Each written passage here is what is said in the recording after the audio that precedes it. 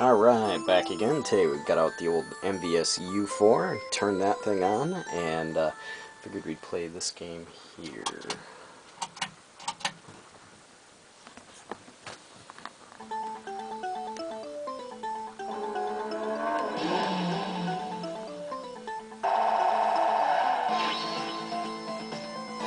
Thrash Rally. So,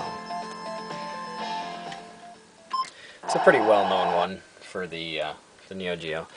For myself, honestly, I've never played it until I got it today, and on the net I wound up picking this one up with Art of Fighting 2 and the Super Spy for the MVS, and I picked them, all three of them up for about 25 bucks. So I thought it wasn't too bad. Unfortunately, all of them had like dead insects in them, and they were all oxidized. Looked like they'd been sitting in storage or in a garage or something like that for a long time. So I took them all out, took them apart, polished up the contact points, you know, compressed air, blew them out, and put them back together, and, you know, no problems. Fired right up. So haven't had any practice with these things though, you know, just getting them. But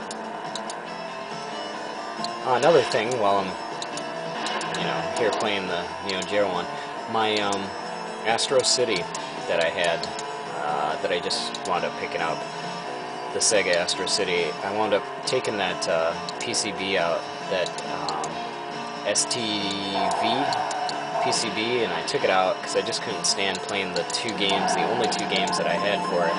Tried to find other games online, just couldn't find them, and so I thought, hey, you know what, I got another MVS-4 slot sitting around, so I'm going to try and wire that up.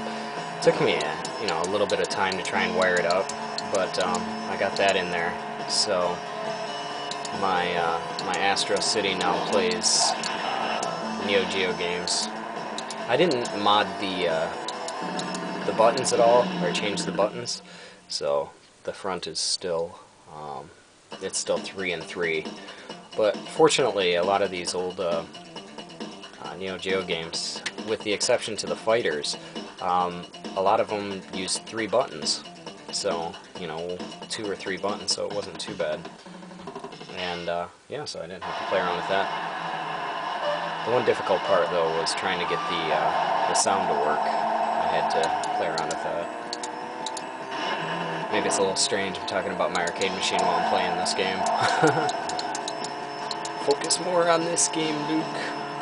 But yeah, it seems pretty fun, you know, just kind of pick it up and throw it in. And, one game that I'd like to have over this one would be Overtop. That's one that I haven't played, but I actually hear is pretty fun.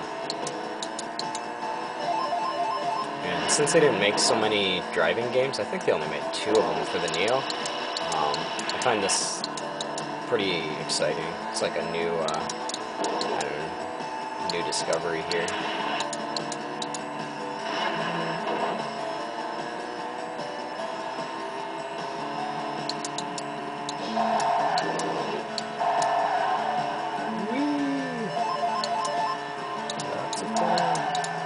Glad you can, like, hit the birds and stuff. That would have been cool. You can hit, like, the cows or the ox or whatever they are on the ground.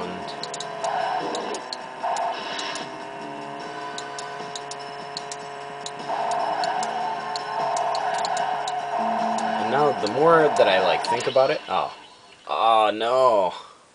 Dude, I ran out of time. You know what? We got more time, so what the hell, why not? I can talk more. But,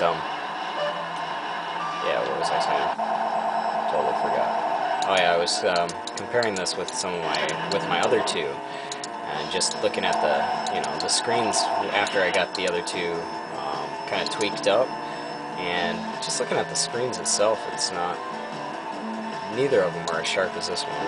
This one's just got really clear, crisp picture. It could have been the fact that I had it repaired, and so it's just, you know, everything's just bright and vibrant, but I think that also the size of it has something to do with it. This one's only the 25-inch monitor, whereas the other one's a 29. Maybe the compact size makes it a little bit sharper. I'm not sure.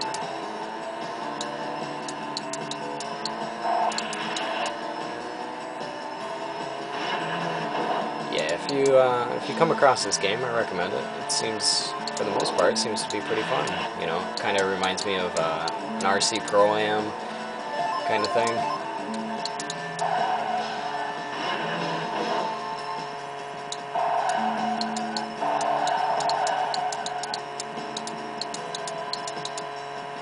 I mean, it doesn't push the limits of the Neo-Geo at all, you know, but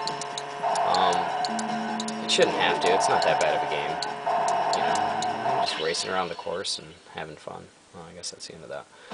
But yeah, like I said, it's not a bad game, and I do recommend it. So, like always, I'll put up another video here soon. So, thanks for watching.